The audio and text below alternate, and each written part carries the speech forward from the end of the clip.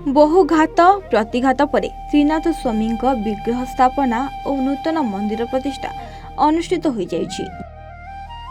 जगतसिंहपुर सदर ब्लॉक अधीनस्थ पल्ली पंचायतर बाजपुर ग्राम में श्री त्रिनाथ स्वामी नूतन विग्रह स्थापन और मंदिर प्रतिष्ठा उत्सव अनुष्ठित होइतिला।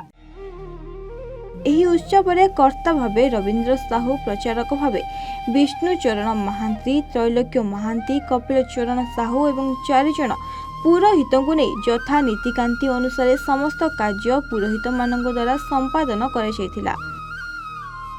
अन्यपटे मंदिर प्रतिष्ठा पर नामयज्ञ, पुण्याहुति, दधिभाण्ड भंजन, नगर भ्रमण और जमुना स्नान आदि कार्य संपूर्ण होइथिबार देखिबाकू मिलिछि।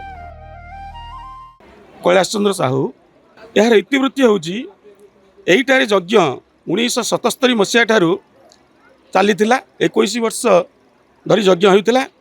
महाकालेश्वर महादेव ठारू कलश यात्रा आरंभ एइटारे शेष हुए एवं 3 दिन धरी यज्ञ पालित होउथिला।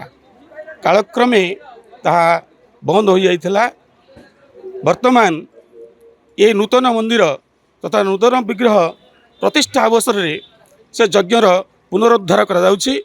आशा करुछु आगामी दिन रे यही यज्ञ उज्जीवित हेबो एवं परिवर्तित हेबो।